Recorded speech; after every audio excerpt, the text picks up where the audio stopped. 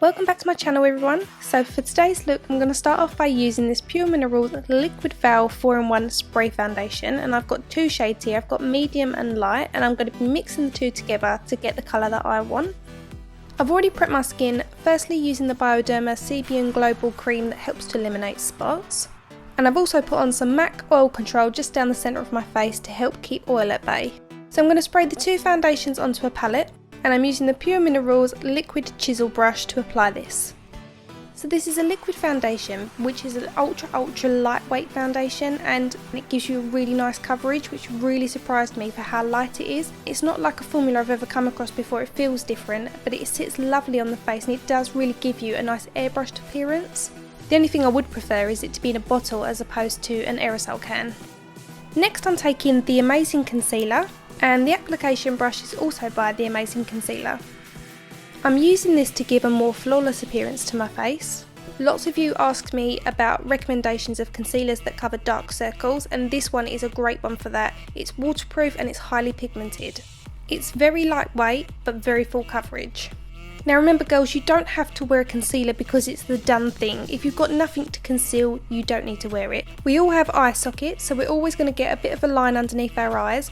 But unless there's actually a purple undertone, there's no point in concealing it because we can't get rid of it, and sometimes we're drawing more attention to it by highlighting the area. We're now going to set that in place using the Amazing Cosmetics translucent powder. To apply it, I'm using this fluffy blending brush by Crown, and I'm just swiping that underneath the eye and anywhere else that I've applied the concealer. I will put a link in the description bar to where you can buy this in the UK and the US. So I'll list all the UK sites first, and then underneath all the products I will list the US sites as well. Moving on to the eyes, I'm going to use this palette by NYX called Adorable, and I'm using this pink shade to start with. Using a flat shader brush, I'm going to apply that all over the mobile eyelid right up to the socket bone. I'm going to layer this a couple of times. I will also add links in the description bar to where you can buy the brushes.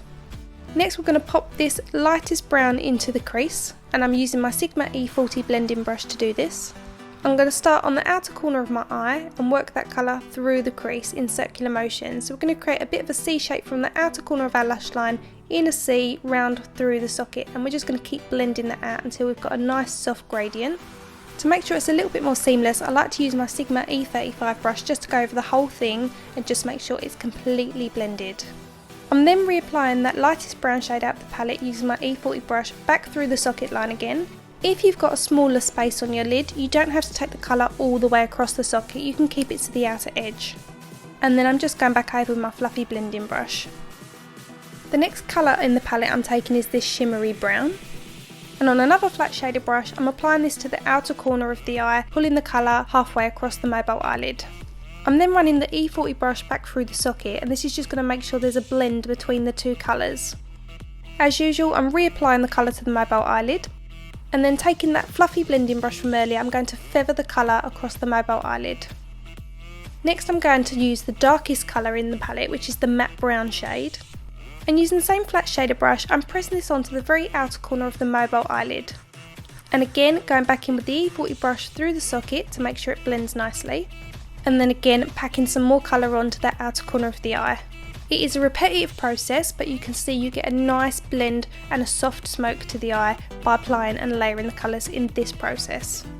I'm mixing together the matte white shade and the shimmery nude colour in the palette, and I'm using my E30 pencil brush to apply a nice subtle highlight to the inner corners of the eyes.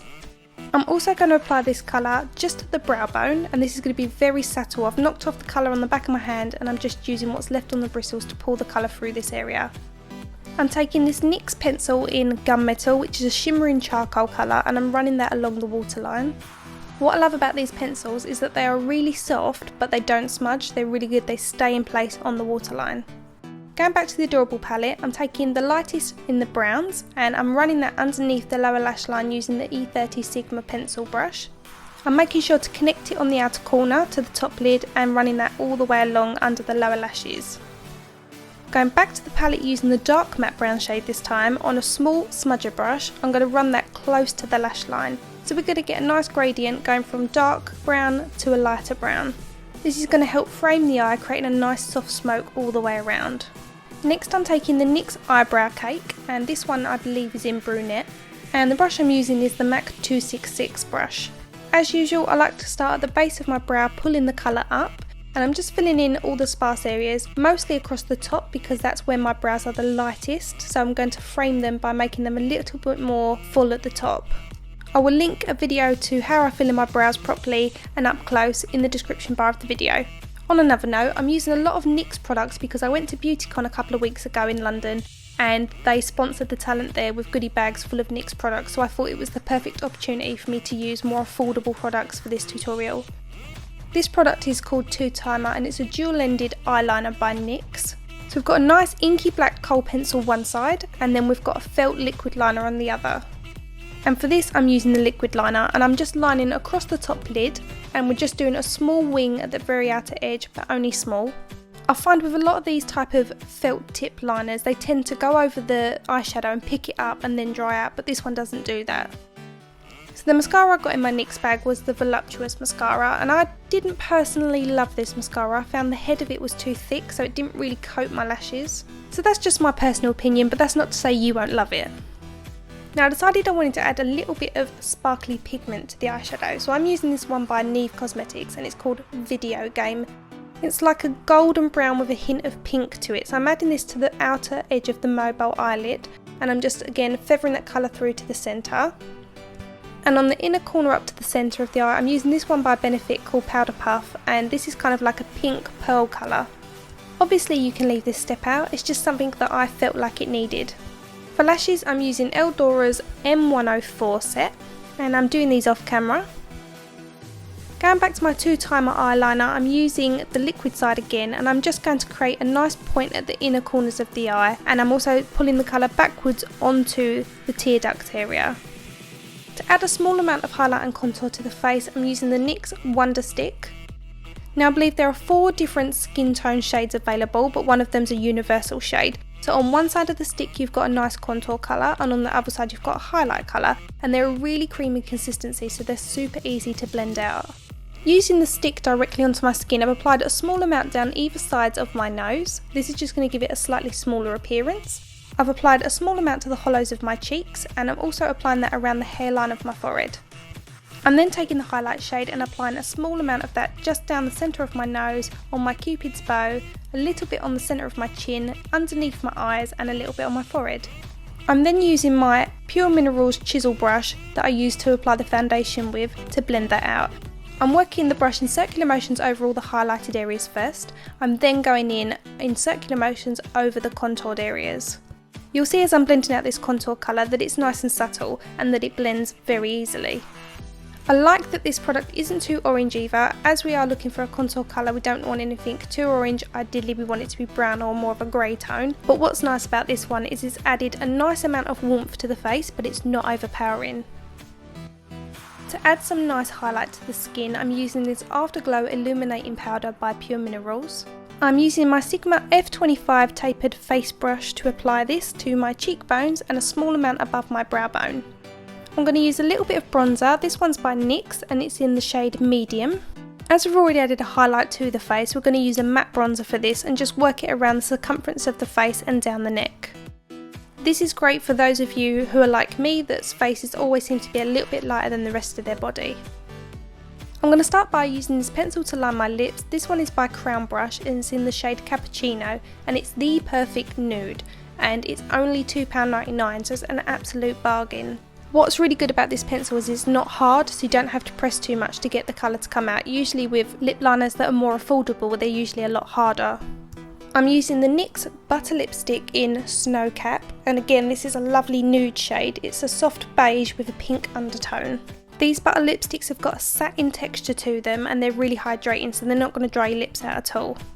For blush, I'm using this one by NYX, which is called Bittersweet, and it's like a mauve plum shade, so it will match the eye makeup. To apply that, I'm using the Face Focus brush by Zoeva. I'm focusing the majority of the colour on the back half of the cheek, and what's left on the bristles just over the apples of the cheeks. This will give our blush a more soft appearance. So that is the look complete. I hope you will enjoy it. It's a great one for prom makeup, soft but still glamorous, and if you want something glamorous to do with your hair to match your makeup, then I have a tutorial on this hairstyle coming next week. So you can see this makeup really suits a nice classic hairstyle or even a more dishevelled beachy look such as this one. Hey everyone, so I hope you liked the makeup tutorial. Again, as usual, you can change up the lip, you can do anything that you like. It's ideal if you're going to prom or an evening out and you want something that's going to be soft but sultry and something that's not too in your face but still looks glam. So I tried to use stuff that's still really affordable and with a mix of some premium products like the foundation, but again you can go for anything that you like, anything that you're used to or you're comfortable with or you know that suits your skin. So you can get NYX products in the UK in Next, and obviously you can order them online, and in the US you can get them online as well. So don't forget to give the tutorial a thumbs up if you enjoyed it. Don't forget to subscribe if you haven't done already. Click the subscribe button. If you've missed either of my previous tutorials, you can click on these now and it will take you to those. Don't forget you can also follow me on Facebook, Twitter and Instagram, and the links to those will be in the description bar below. Thanks for watching.